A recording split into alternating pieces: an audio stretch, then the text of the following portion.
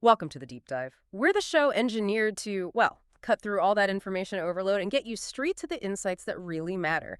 Today, we're plunging headfirst into 2025. We're going to explore some pretty seismic cultural shifts, radical media transformations, and these powerful societal currents that are already reshaping how we live, how we entertain ourselves, even how we connect. We've pulled together a really fascinating stack of sources for this deep dive. We've got in-depth articles, research from Deloitte, some cutting-edge trend forecasts from HeroTech, sharp insights from Forbes, a pulse check on digital culture from New Wave Mag, and even some direct consumer chatter we found on Reddit. So our mission, it's really to unpack how technology, these economic pressures, and generational differences are all converging. They're creating this landscape that was famously called unprecedented back in, 2020? Well, 5 years on, that unprecedented is basically, well, it's precedented now. So get ready to discover how our entertainment, our identities, and even our very perception of the world are being sort of fundamentally redefined. Yeah, it's an absolutely pivotal year. And what's really crucial to grasp, I think, is that 2025 isn't just about, new trends appearing out of nowhere. It's more about the very bedrock of established systems starting to crack, and these new realities firmly taking root, especially for younger generations who are navigating a world that just looks fundamentally different from what came before. Our goal here is to give you those aha moments, quickly but thoroughly. Help you connect the dots you might not have seen before. Okay, diving straight into the core of it then. Mhm. Let's talk about these huge shifts in how we consume media. We're seeing traditional studios, streaming services, they're facing new, much tougher competition. Deloitte's research uses some pretty strong language, actually. They call social platforms hyperscale and hypercapitalized. What exactly are they doing to get so powerful and pull in so much ad money? Well, what's fascinating here is that it's not just about the sheer volume. I mean, yes, these platforms are drawing over half of all U.S. ad spending, but it's because they're not just big. They're incredibly sophisticated. They're investing massively in advanced ad tech, in AI, to precisely match advertisers with global audiences. It creates this kind of feedback loop that honestly outpaces traditional media's ability to even find an audience sometimes, let alone monetize it effectively. So for you, our listener, this means it's not just about what you watch anymore, but increasingly where your attention and advertisers' money are actually going, and how precisely that attention is being targeted. That's a really stark shift. So if social media is capturing so much attention, what does that mean for how much time people are actually spending on, say, traditional entertainment? Are we just consuming more overall? Not really, no. Deloitte's data shows consumers are spending, on average, about 6 hours daily on media and entertainment. But that number, it isn't actually growing. Yeah. And within those 6 hours, there's this significant fragmentation of attention. U.S. audiences, particularly younger generations, they're engaging much more evenly across all sorts of platforms, SVOD, subscriptions, streaming, social media, gaming, music, podcasts, and using all sorts of different devices. We're seeing a really clear erosion of traditional viewing habits. Pay TV subscriptions, for example, they're down to 49% of consumers surveyed. That's a big drop from 63% just 3 years ago. Yeah, that is significant. Yeah, and here's where the economics really hit home. 23% of Gen Z and 18% of millennials surveyed. They intend to cancel their pay TV within 12 months. And why is that? Is it just cost? Cost is the overwhelmingly dominant factor. The average cable bill is hovering around $125 a month. Compare that to just $69 for, say, 4 paid streaming services combined. Big difference. Huge. And it's really striking is that consumers aren't just price sensitive, they're value sensitive. Many feel SVOD content just isn't worth the price. That's 41% overall, up 5% from last year's report, and nearly half, 47%, believe they're paying too much. Think about this. A mere $5 price hike, just $5, and 60% of surveyed consumers said they'd likely cancel their favorite SVOD service. 60% for $5. 50%. It just highlights how thin that margin is for subscriber loyalty when the value perception drops. It really feels like a massive economic shift. But okay, when we talk about user-generated content, UGC, Yeah. is that truly fueling all of this? Or is it more of a symptom maybe of this broader disinterest in traditional stuff, perhaps driven by these costs? It's a bit of both, I think. But UGC is undeniably a powerful force in its own right. New Ways Mag points out how gaming, for instance, has completely transformed. It's not just a solitary hobby anymore. Platforms like Fortnite, Roblox, these other metaverse environments, they've become fully fledged social ecosystems. These are the new gathering places where friendships are formed, where culture is actually created organically. Like the new town square, almost. Kind of, yeah. And it extends beyond gaming, too. Streaming is mainstream, obviously, but the culture around it has shifted dramatically. Binge watching, remember that. Right. It's evolving into shared live experiences. You see fans gathering on platforms like Discord and Reddit to discuss shows in real time. This community aspect is critical. And UGC itself, it's king. Creators on TikTok, Twitch, YouTube, they're blurring the line between consumer and creator. Viral trends often bubble up from these grassroots efforts, leaving traditional studios just playing catch-up. And the voice of creative research really underscores this. They note social media is now the platform of choice for information globally. Think about it. Nearly 5.56 billion people have internet access. 5.24 billion are actively using social media. Just look at Indian youth alone. That's 398 million constant users. For them, it's a primary source of information. It truly redefines where news, trends, and even identity are forged. That's a profound point where culture is being forged now. So, what are the implications then of this digital shift, especially for how younger generations are engaging with content and maybe with each other? Oh, the implications for younger demographics are profound. Deloitte's data shows 56% of Gen Zs and 43% of millennials surveyed find social media content more relevant to them than traditional TV or movies. More relevant. Yeah, and this is critical. Gen Z respondents spend 54% more time, that's about 50 minutes more per day, on social platforms and watching UGC compared to older groups. What's equally fascinating, I think, is that roughly half, 50% of Gen Zs and millennials surveyed feel a stronger personal connection to social media creators than they do to traditional TV personalities or actors. Really a stronger connection. Yeah, this fuels what psychologists call parasocial relationships. It's where viewers develop this powerful one-sided emotional connection to creators they've never met. They feel like they truly know them. And it's a potent force. It drives not just engagement but loyalty, even purchasing decisions. It's changing the whole influence game. Now, the voice of creative research findings, they note that social media does increase cultural understanding.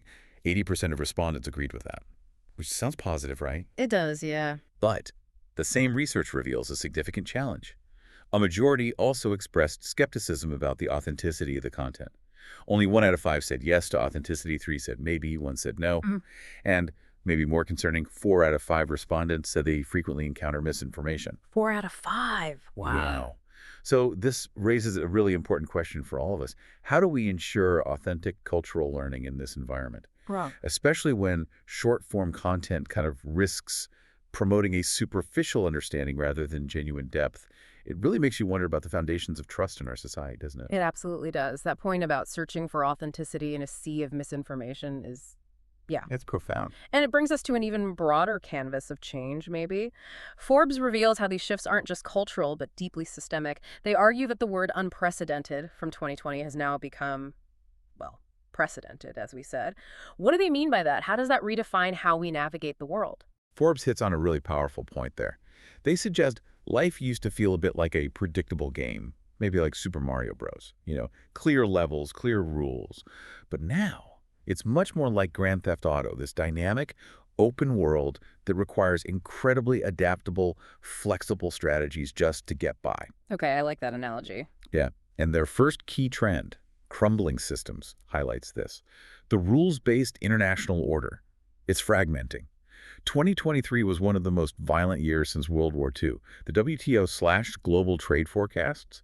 Concerns are so high that Günther Thallinger, who's on the board of a huge trillion-euro insurance company, warned that the climate crisis is, quote, on track to destroy capitalism. Wow, heavy stuff. It is. And this means, for you as a consumer and definitely for brands, the fundamental approach has to shift. It has to move from just extracting value to actually creating value. It's a different mindset. So if these big systems are crumbling, how does this play out for different generations, especially the younger ones, as they try to find their footing in this shifting landscape? Well, this systemic shift is deeply intertwined with the generational picture. Forbes highlights what they call the boomer blockade. Basically, longer life expectancies mean a slower transfer of wealth and power. In the U.S., for example, baby boomers control 52% of the nation's wealth, but they only make up about 20% of the population. The average age of a board director is 60. Meanwhile, half the world's population is under 30. That's a huge disconnect. It creates this significant disconnect, yeah. Young people feel like they can't really shape their own future. And then there's what Forbes calls postponed futures. Gen Z, for instance, now apparently believes adulthood begins around 27. 27. Yeah. Economic uncertainty, you see it everywhere, job hopping, side hustles, this deep distrust in institutions. It makes young people more afraid of the future. It leads many to seek refuge in nostalgia, often for a past they never even experienced. And millennials, they're actually the first generation to be worse off than their parents since like 1800, which means less discretionary income, and again, a preference for that same nostalgia. So everyone's looking back. It seems that way sometimes. And Forbes also talks about the Lost Boys. They observe this new global gender divide. Young women are becoming more progressive, generally, while young men are trending more conservative. With 63% of men under 30 being single, some have become resentful, maybe embracing these toxic masculinity influencers online who seem to fill some kind of unmet emotional void. Forbes suggests marketers are actually uniquely placed here to maybe platform more positive role models. Interesting angle. Yeah, it really paints a picture of a generation or parts of a generation feeling locked out, doesn't it? It Yeah. makes you wonder how much longer this tension can really hold. It certainly does. And it's fascinating how these trends then lead to what Forbes calls a society of individuals. It creates this powerful paradox, right? We're more connected than ever, but also more isolated. They talk about advances in AI companions, the software and humanoid robots, the hardware, meaning we might not depend on others for survival in the same way. What does that actually look like? It's quite striking, actually. A startling 25% of young adults surveyed believe AI can actually replace traditional human romantic partners. A quarter of them. Seriously. Seriously. This isn't just some sci-fi concept anymore. It seems to be contributing to Gen Z being called the loneliest generation in recorded history. So for you, our listener, this means that despite all this increased digital connection, actual social isolation is a major, major concern. It really suggests that brands or initiatives that manage to bring people together for real-life experiences, fostering genuine community, they will truly be the winners in this landscape. It's like a powerful counter-trend to the isolating effects of some technology. That's a powerful challenge, yeah, for brands, but also just for us as people. Okay, shifting gears slightly, what about cultural influence? Is the U.S. still dominating global pop culture, or are we seeing more of a rebalancing act? We're definitely seeing a rebalancing act. Forbes identifies a trend they call local flavors global reach. Basically, niche is becoming the new mainstream, that U.S. cultural hegemony. It seems to be waning as young people embrace really diverse global cultures. Think about the explosion of K-dramas, right? Or Bad Bunny's Puerto Rican rhythms making a global impact. Or even like the Irish rap trio Kneecap boosting Irish language learning on Duolingo. I heard about that. Yeah. So modern marketing now really requires this genuine connection to micro communities, to grassroots creators, not just these big top-down global campaigns anymore. We're also seeing some really unique cultural reflections, like what the Publication Friday things calls the politics of smell. The politics of smell. Okay. Yeah, Dr. Ali Lux's research looks at how smell in literature often indicates social hostilities, like prejudice or exploitation. It suggests smell can convey an individual's perceived worth or status. And this seems to be impacting phenomena like smell maxing, where teens are strategically using high-end colognes, not just for the fragrance, but almost as a social performance, like a perceived boost to their status or appeal. Huh. So fragrance as signaling. Exactly. And the fragrance market itself was up 13% in Q1. It brings up these fascinating questions about our subconscious connections to scent and maybe perceived biological advantage in a social setting. On a different note, Friday Things also observes what they call entertainment's unsurprising but still annoying rightward swing. Okay, what's that about? They note the entertainment industry seems to be pulling back a bit from progressivism. They cite examples like Disney removing a trans storyline from a show called Win or Lose and the reported death of DEI programs in Hollywood. They suggest this reflects a kind of societal backlash against progressivism, even though data, like from UCLA's diversity report, consistently shows that top streaming shows with BIPOC leads outperform others in ratings and viewership. So there's a tension A there. real tension between maybe market demand or audience preference and these perceived cultural or political narratives shaping industry decisions. Okay, so when we pull all these threads together, these crumbling systems, the generational shifts, digital fragmentation, this search for authentic connection, what does it all mean? What are we actually going to be seeing and wearing and talking about in 2025? Well, fashion's always a good bellwether, right? And here are Tech's Spring-Summer 2025 forecasts hint at some fascinating cultural shifts. We're seeing a big comeback for tactile textures, like suede. It's up 17% for women across accessories, skirts, outerwear. That really suggests a desire for maybe comfort and quality. something tangible. Mm. Hot pants are apparently emerging as the new miniskirt. They're up 7% overall, but jumping to 14% for Gen Z, perhaps a sign of a more playful, maybe daring spirit. Could be. And maybe most striking is the surge in animal print. It's up an incredible 92% overall. Leopard specifically is up 138%. That suggests a return to bolder, more expressive styles, maybe even a little wildness after all the uncertainty we've talked about. Bringing out the inner tiger. Something like that. We'll also see cute sportswear. Think sweatpants styled with heels. That's up 25%. Speaks to our hybrid lives, right? Blurring comfort and style. The feminine polo shirt is being reimagined, up 22% in Europe. Thong sandals are set to soar by 25%. Strapless dresses are making a comeback, up 15% for those edgy, trendy consumers. And watch for asymmetry across garments that's expected to increase, signaling a move towards more unique, maybe unconventional silhouettes. Okay, lots happening in fashion. And of course, all these underlying shifts will play out in the big cultural moments of 2025, too. That random agency compiled a list. On screen, look out for blockbusters like a Minecraft movie that's got Jack Black, Jason Momoa, Jennifer Coolidge should be fun, and the horror sequel, 28 years later.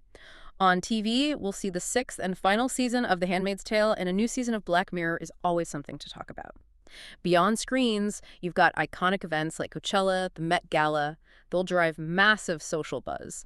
And we'll continue important conversations around cultural awareness moments, like Mental Health Awareness Month in May, Pride Month in June, even sports, the Kentucky Derby, Wimbledon. They capture that collective attention. Absolutely, and the evolving role of celebrity and AI is also profoundly shaping entertainment, often in really surprising ways.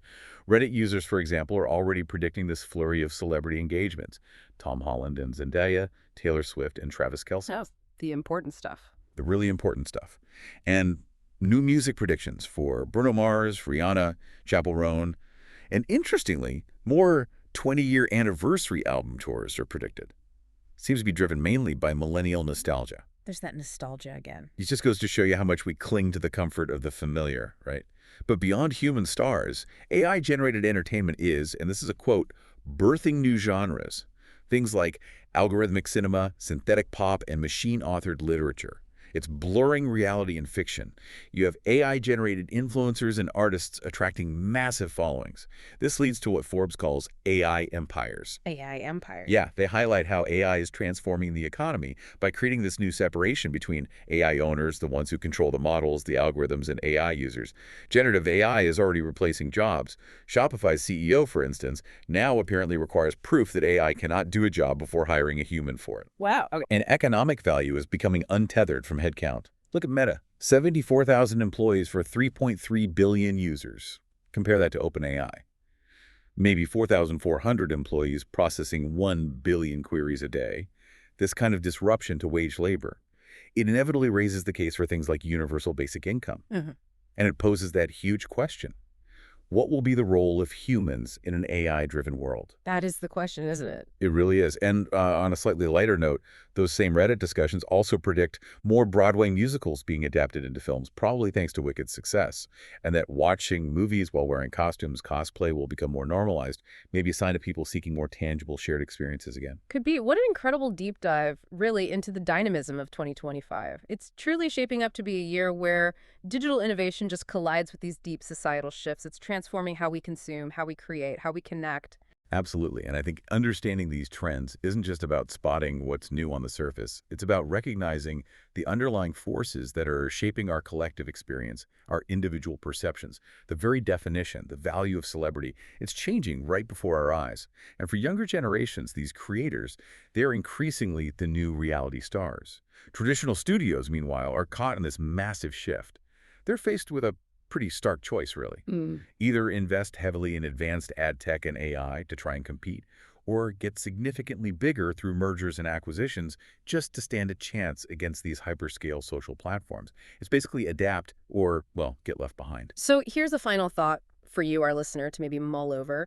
In a world where AI can generate our content, shape our ads, maybe even offer companionship, and where our sense of community and reality are constantly being redefined, how will you navigate this blend of the hyper-real and the deeply human?